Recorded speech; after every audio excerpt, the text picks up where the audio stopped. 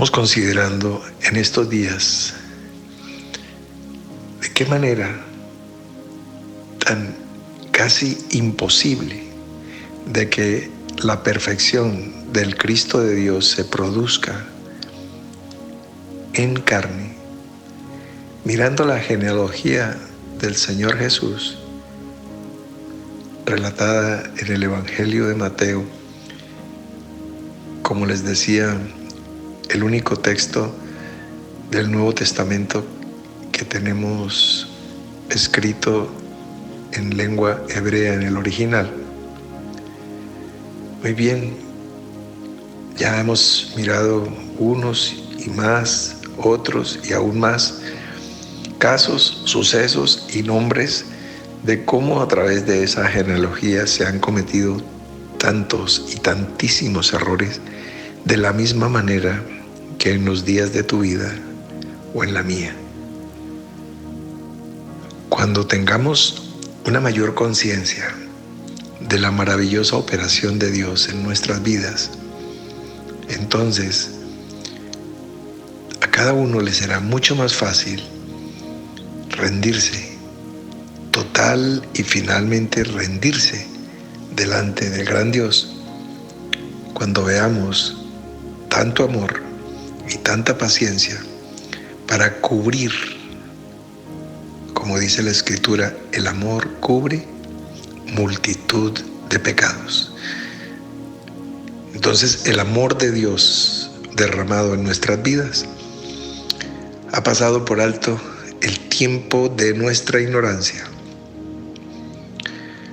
Y ahora que estamos viniendo al conocimiento y a la luz, podemos entonces prepararnos para la manifestación, para el advenimiento, para la parusía, para la presencia vital, visible del Señor en nuestras vidas, en nuestro entorno, en nuestras familias, en nuestro ministerio, en nuestra palabra, en nuestras manos, en todo lo que emprendamos para que haya bendición, prosperidad, todo porque el Señor está presente, independiente de todo lo que se ha caminado equivocadamente. Las cosas viejas pasaron, pero es importante, y lo dice la palabra, que no podemos olvidar cuán grande amor para que podamos amar grandemente, porque al que mucho se le perdona, mucho ama. Entonces, continuemos. Habíamos quedado en que David, a través de una relación de adulterio y fornicación, se une a Betsabé, la mujer de Urías Eteo, y el segundo hijo que tiene con ella, porque el primero muere, el segundo hijo que tiene con esa relación viene a ser Salomón, hijo de una relación que nace pecaminosamente. Y si la raíz no es santa, las ramas no son santas.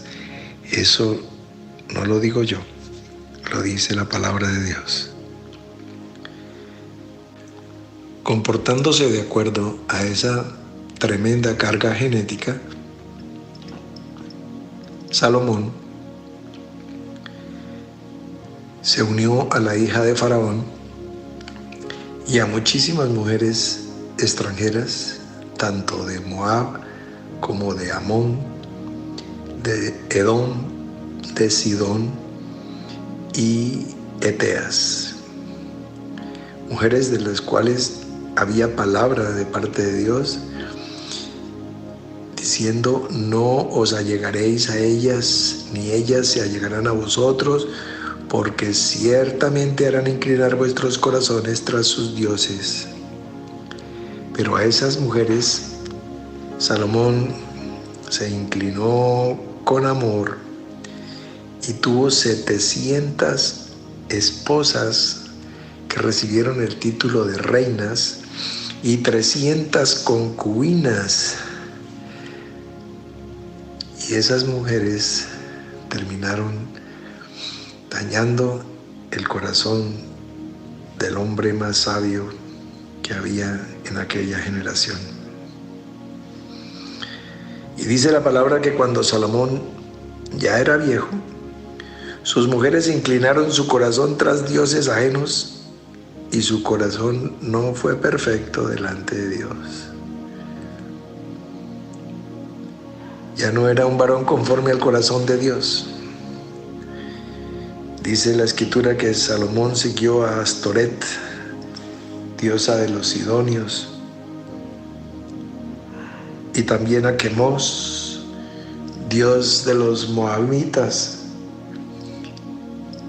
y también a Moloc, dios de los amonitas, y a Milcón también, ídolo abominable de Amón. Salomón, después de haber visto la gloria de Dios, se pervierte al final de una vida llamada a tener una gloria muy alta. Edificó altares en lugares altos a otros dioses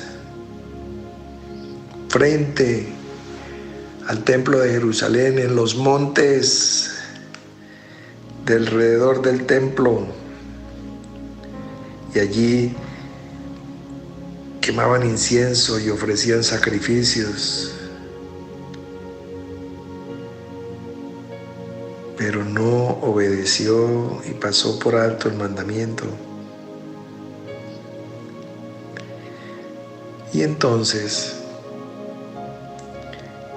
Dios le dijo a Salomón: por amor a tu padre David, solamente por amor a David, tus ojos no van a ver que el reino de Israel llegó a su fin. Voy a dejar que tú vivas mientras esto sucede, pero ese reino unificado, ese reino con conflictos, pero uno, que fue el reino que tuvo Saúl, David, y el que en este momento estaba bajo las manos gobernantes de Salomón, ya no volvería a ser. Y así fue, y así se cumplió.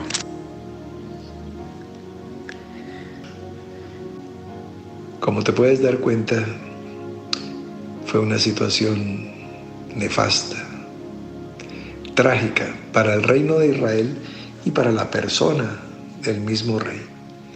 ¿Cuántas lecciones podemos desprender de ahí? Pero una sencilla. Para ti, mi amigo que me estás escuchando, que tienes una mujer o que está dentro de tus planes tenerla.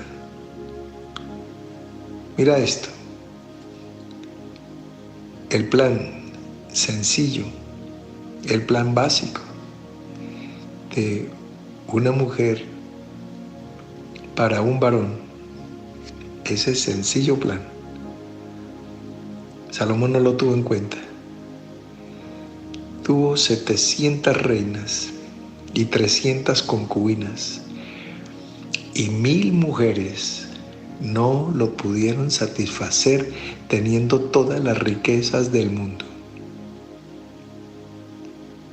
¿Tú piensas que vas a estar satisfecho con 2 o 3 o 4 o 5 si no tienes ni la millonésima parte de los recursos, ni la millonésima parte de la sabiduría, ni la millonésima parte del llamamiento, ni la millonésima parte de la unción? ¿Piensas que vas a salir adelante y vas a quedarte incólume y vas a salir bien librado? Mira este cuadro tan trágico. Está cayendo en estos momentos el más grande rey cargado de tesoros, cargado de sabiduría, quien recibió los planos del templo y lo construyó. ¿Y sabes qué hizo él? Construyó el templo y destruyó el reino. Esa fue la obra, resumidamente, de Salomón. Fue un profeta relativamente muy poco conocido y poco mentado, que se llama Ahías, silonita, quien se acercó al joven Jeroboam, quien era valiente y esforzado y había hallado gracia ante los ojos de Salomón, y tomando la capa que él tenía, que era nueva, la rasgó y la partió en 12 pedazos.